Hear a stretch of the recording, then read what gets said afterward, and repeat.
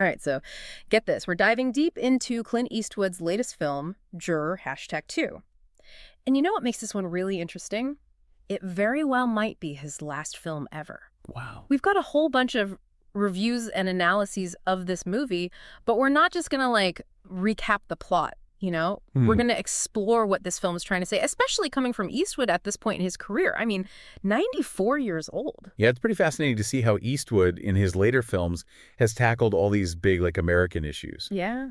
You've got the exploration of racism in Gran Torino. You've got the questions about patriotism in American Sniper. And now at 94, he's choosing to examine the judicial system itself. It makes you wonder if it's the next logical step for him, or is this something totally different? It's hard to say. Some reviewers are comparing Juror #2 to 12 Angry Men, you know, that classic courtroom drama. Yeah. One review even calls it a moral twist on the original. But just saying it's a twist doesn't really explain it, does it? No, it doesn't. What makes Juror #2 stand apart is that in the original 12 Angry Men, you've got a juror who's trying to convince everyone else of the defendant's innocence. Right. But in Juror #2, our juror is actually the one with the secret. Oh. He's the one who could manipulate the verdict. He's not trying to persuade others. He's battling with his own conscience. So you've got Nicholas Hoult, who plays this juror. Right. And he's in the middle of this really high-profile murder trial. Yeah. And on the surface, he seems like an average guy, but he's got this hidden connection to the case that nobody knows about, and he's got this power to change everything. He does. It's the whole movie hinges on his internal struggle. Yeah, and that's where it gets really interesting. Juror #2 isn't just a legal thriller. It's really diving deep into these questions of truth and justice and what it means to take responsibility for your actions. And I saw one review that said that the film's ideas are interwoven into the writing and dialogue, presenting these various shifting viewpoints on what it means to be just. So it sounds like Eastwood is really making us think about how we define justice for ourselves. He is. And another review even compares the film to Akira Kurosawa's Rashomon. You know, that film where the same event is told from multiple perspectives, and you're never really sure what the real truth is. I do. Well, this review said that Juror #2 kind of takes that idea of truth being subjective and pushes it even further. Wow. That's a pretty bold claim. It makes you wonder, though, can any of us really be fair judges when we all have our own biases and, all our own baggage? That's the question Eastwood seems to be asking. And he doesn't give you those easy answers. He really wants you to grapple with that discomfort, to really examine yourself and the systems that we all rely on. It's not just the writing that's getting praised, though. The reviews I've seen all mention Nicholas Holt's performance. Right. And they say he's fantastic at making you feel that character's internal struggle. Yeah. And Toni Collette, who plays the prosecutor, is also getting rave reviews. Oh, really? Apparently, she completely commands the screen. It seems like Eastwood has always been able to get these powerful performances from his actors. He has. And the critics aren't just praising the acting. They're talking about how well-crafted the film is. Yeah. One review mentioned the cinematography, saying that it's really clean, but also poetic at the same time. Interesting. What I found really interesting visually, though, is how Eastwood uses these bright lights on the witnesses. But he keeps the jury in shadow.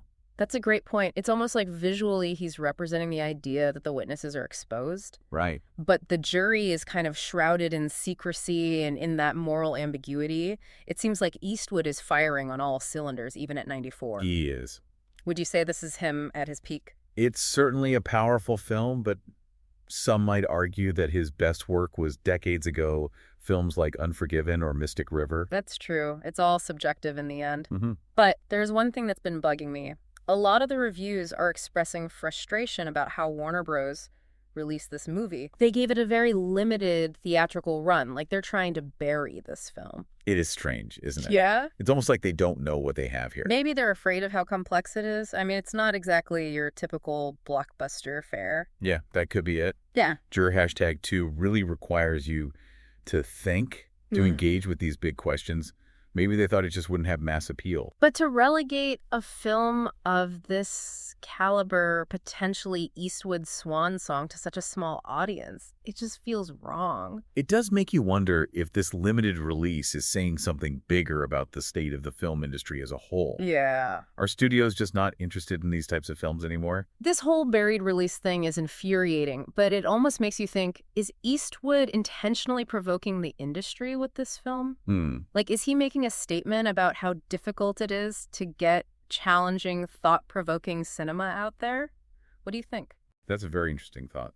It wouldn't surprise me if Eastwood was trying to make a point. I mean, he's never been one to shy away from controversy, and he's always had a strong independent streak. So even if Juror #2 wasn't intended as like a deliberate jab at the industry, its limited release kind of inadvertently raises these important questions about what kinds of films get seen and why. It does. And it makes you appreciate even more the critics who are championing this film, who are urging audiences to seek it out. Absolutely. I think that's a perfect segue into our next topic, the critical reception of Juror #2.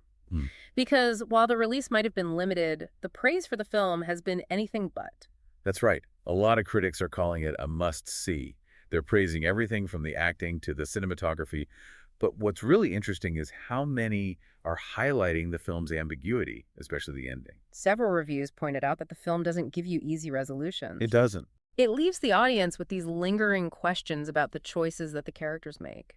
And one even called the ending thorny and complex, but ultimately rewarding and unexpected. Right. That ambiguity seems to be a hallmark of Eastwood's work. Yeah. He rarely gives you neat and tidy endings. He wants us to wrestle with the implications of the story long after the credits have rolled. And that ties back to what we were saying earlier, how he doesn't shy away from these complex themes. Yeah. He's not interested in spoon-feeding us the answers. He wants us to think for ourselves. Exactly. And I think that's what makes Juror #2 such a fascinating film. It's not just a courtroom drama. It's a reflection on the nature of justice, on individual responsibility, and on the very idea of truth. So if Juror #2 is his final film, what's the message he's leaving us with? What legacy is he cementing? It's a powerful question, isn't it? And it's one that we'll continue to unpack as we delve deeper into Juror #2. Yeah, it really is a fascinating question. What is Eastwood trying to say if this really is his last film? I mean, Juror #2 is not exactly, light and fluffy. This is a film that grapples with some pretty weighty themes and forces us to think about some uncomfortable realities about our justice system and even ourselves. You said before that some critics believe Eastwood's best work was decades ago, but wouldn't a film like this one that's so timely and relevant, wouldn't this make the case that he's still at the top of his game? I mean, he's tackling these huge, enduring questions about truth and justice and personal responsibility in a way that feels both classic and completely fresh at the same time. Yeah, you raise a really valid point. I mean, tackling these issues in a film as well-crafted as Juror #2 definitely strengthens the case for his continued relevance and his mastery of filmmaking. But you have to admit the film landscape has changed drastically since those earlier successes. Yeah. The dominance of streaming now, the emphasis on franchise films, and that shrinking theatrical window, they all create a very different environment for a film like Juror #2 to succeed. And that brings us right back to this whole frustrating buried release controversy. I just can't wrap my head around why Warner Bros. Wouldn't give a film like this a proper theatrical release. I mean, we're talking about Clint Eastwood here. And the early reviews are amazing. Yeah, it's perplexing, isn't it? Especially considering that Juror #2 seems like it was made for discussions and debates.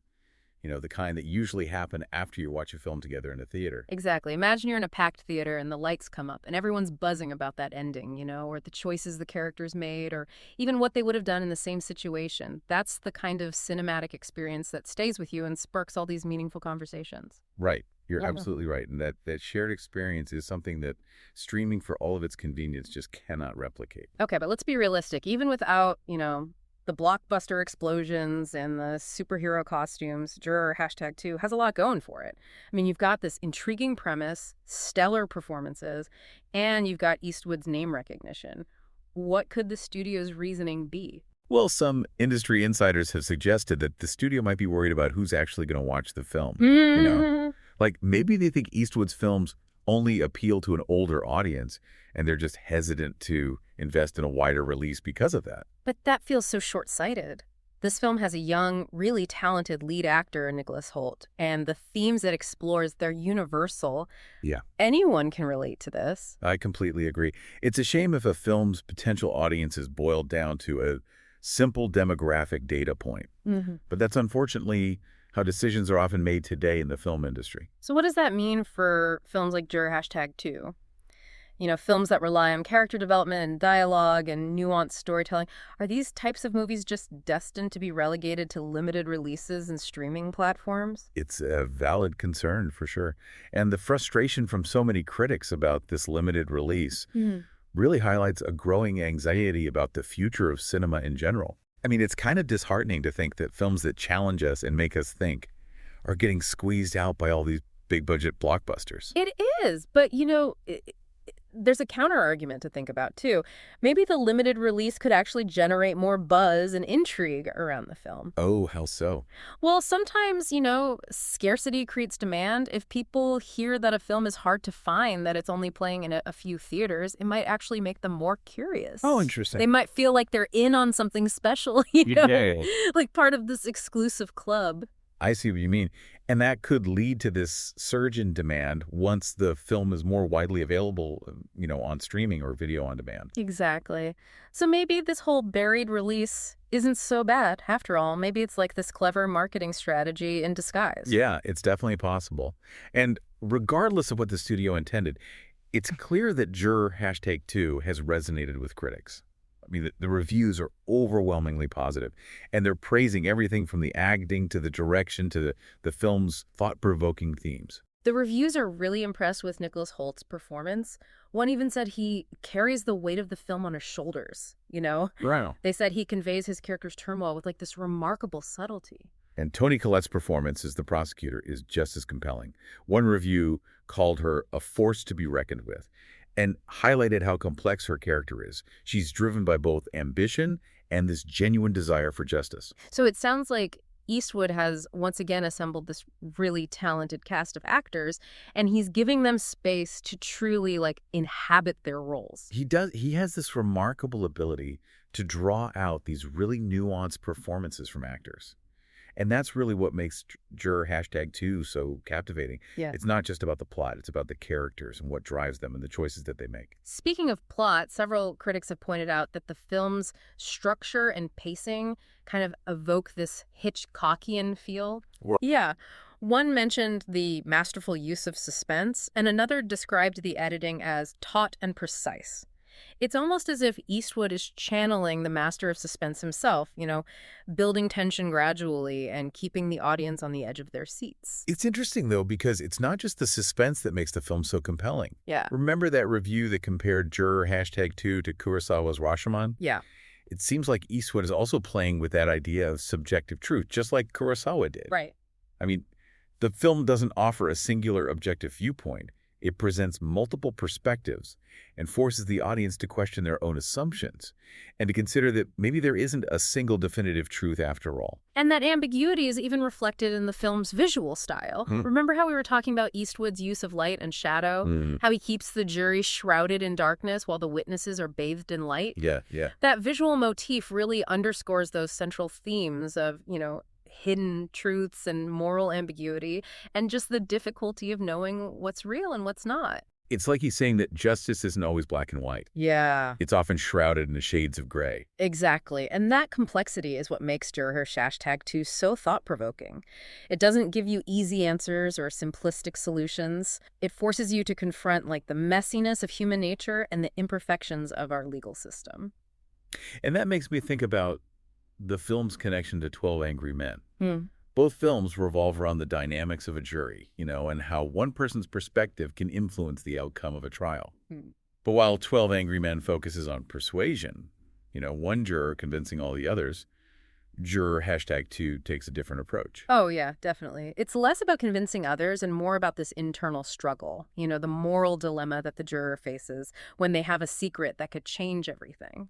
And that internal struggle is what makes the film so relatable, so human. I mean, we've all been in situations where we've had to make tough choices and weigh our beliefs against what our conscience is telling us. Yeah. And Juror #2 just magnifies those dilemmas and puts them in the context of this high-stakes murder trial. Yeah. It forces us to think about some uncomfortable questions about truth and justice and where our own moral compass lies. It's a good reminder that even in a system that's designed to be impartial, human error and individual bias always play a part. It does. And you know, that theme goes way beyond the courtroom. It makes you think about the judgments we make every day, the assumptions we have about other people, and how those judgments really shape the way we see the world. Yeah, it's a powerful message, especially in today's world, which is so polarized and so judgmental. It is.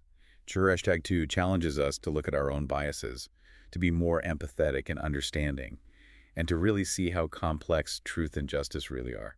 This film really gives you a lot to think about, doesn't it? It's not just a courtroom drama. It's a film about the human condition and the choices we make and the consequences that come from those choices. It really does. And it leaves you with more questions than answers, which maybe is the whole point. Maybe Eastwood isn't trying to give us easy solutions. Maybe he wants to start a conversation, to get us thinking critically about the world around us. This whole deep dive has been a whirlwind. We talked about moral dilemmas and those brilliant performances and the whole controversy surrounding the film's limited release, but I keep coming back to that comparison to Rashomon. It is a fitting comparison, isn't it?